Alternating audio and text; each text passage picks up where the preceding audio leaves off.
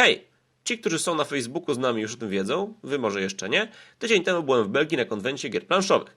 Byłem tam w celu wzięcia udziału w Mistrzostwach Europy Das Tactics, ale przy okazji miałem chwilę czasu, żeby popatrzeć na rozwiązania, jakie niesie ze sobą taki konwent belgijski i jak one się przenoszą na rynek polski. Jeżeli jesteście zainteresowani, zapraszam do obejrzenia zdjęć i wysłuchania mojej relacji. Po dotarciu do lekko sennego miasteczka Port Saint-Étienne pod Brukselą, naszym oczom ukazała się ogromna hala do przetwórstwa złomu, która obecnie służy jako miejscowe centrum eventowe. I nadaje się ona do takich celów jak najbardziej bardzo dobrze, szczególnie, że jest tam bardzo dobre ogrzewanie i wcale nie było zimno. I możecie zobaczyć, jak ta sala była coraz to bardziej zabudowywana. I pierwszą rzeczą, o której chciałbym wam opowiedzieć, były specjalne stoły, gdzie można było grać w prototypy gier. Przy stole zwykle siedział autor danej gry, była tabliczka informująca, jaka to jest gra, kim jest autor, oczywiście wszystko po francusku, więc nic nie rozumiałem i z żadnym z tych autorów nie byłem się za bardzo w stanie dogadać, ale możecie sobie zobaczyć, jakie to prototypy Belgowie szykują do zaprezentowania nam w najbliższym czasie. Kolejna moja uwaga jest taka, że wszystkie te gry, które tam widziałem, to tak naprawdę być może znałem z 60-50% z tych tytułów, no a uważam się za osobę dosyć obytą ze świadkiem gier planszowych. Strasznie dużo Belgowie mają gier, które są tylko i wyłącznie na ich rynek robione, o których my nawet nie mamy pojęcia. I myślę, że to jest o wiele większy procent niż u nas gry w Polsce. Ciekawe, czy kiedyś też dojdziemy do takiego poziomu. Czy kojarzycie skądś tego pana?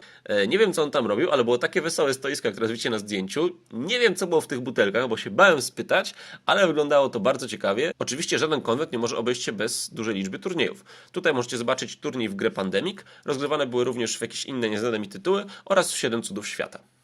Oczywiście poza prototypami znalazło się również miejsce na duże, silne produkcje wspierane przez różne miejscowe wydawnictwa, w które można było sobie zagrać i zakupić je na miejscu. Było tam oczywiście, tak jak i u nas, kilka sklepów. Można też było zagrać zarówno w nowe, nieznane do tej pory, przynajmniej przeze mnie gry, jak i stare, już zakorzenione na rynku gier planszowych. Co było bardzo pozytywnym zaskoczeniem, jak widzicie na zdjęciach, spotkaliśmy również ekipę wydawców z Polski. Jakie to jest wydawnictwo, jakie to są gry, to już możecie sobie sami zobaczyć. Ci, którzy znają troszeczkę polski rynek gier planszowych, to już wiedzą, a ci, którzy nie wiedzą, to zapraszam do wyszukania sobie po ich grze. Fajnie, że Polacy pojawiają się na takich nawet dosyć małych, regionalnych imprezach pod Brukselą.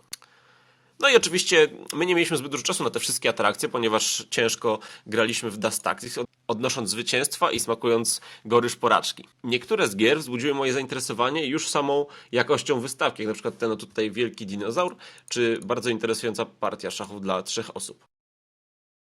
Oczywiście nie zabrakło również innych gier figurkowych, zarówno tych mniej, jak i bardziej popularnych. Umówmy się, żaden konwent nie może istnieć bez chociaż minimalnej liczby cosplayerów. Tutaj nie było ich zbyt wielu, zachwalali swoje własne produkcje RPG i planszowe, ale pojawili się.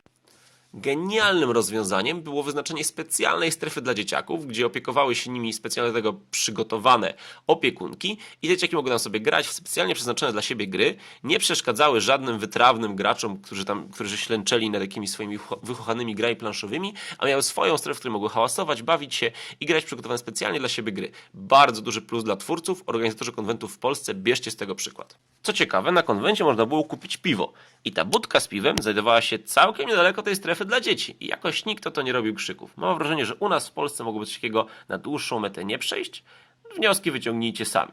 Co ciekawe, piwo było również jednym z głównych sponsorów tej imprezy, a piwo nazywało się Troll. Czyli jak się domyślacie, tak jak wszystkie trolle, musiało być bardzo dobre. Piwo, jak i również specjalne frykasy i smakołyki z konwentowej kuchni kupowało się za specjalne żetony, które można było zakupić razem z biletem w kasie. Co było bardzo wygodne, ponieważ kuchnia nie musiała się chrzanić z prowadzeniem buchalterii, tylko brała żetoniki i wydawała posiłek albo napitek. Ciekawe i warte zapamiętania. Na takie ekscesy nie burzył się nawet święty Mikołaj.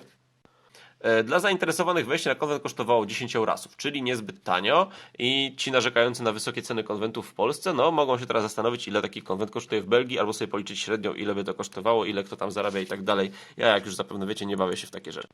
Kolejną fajną, podpatrzoną rzeczą był targ gier używanych. Przychodziłeś, zostawiałeś grę, nalepiałeś kartkę z ceną, a obsługa targu sprzedawała je i potem oddawała ci kasę. Jeżeli ktoś zaproponował cenę niższą niż twoja, mogliście się dogadać, jak się pojawiłeś na miejscu, a tak gra sobie stała, nie musiałeś się nią martwić.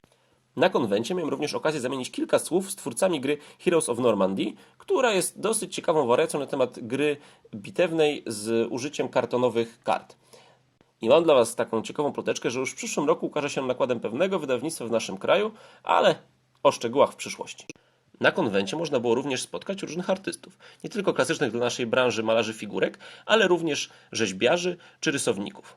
Ich dzieła można było również kupić za niekiedy dosyć wygórowaną cenę, ale było to ciekawe spotkanie światów, no i możliwość zaobserwowania warsztatu np. rysownika, który projektuje grafikę do nadchodzącej gry planszowej. Niestety większości z tych wymienionych przeze mnie atrakcji jedynie doświadczyłem wzrokowo z daleka, ponieważ w czasie tym zajmowałem się zwyciężaniem w Dusta. Ale tym nie będę Was teraz zanudzał. Mam nadzieję, że moja relacja z konwentu Was zainteresowała. I cóż, do zobaczenia w kolejnym odcinku GameTroll TV.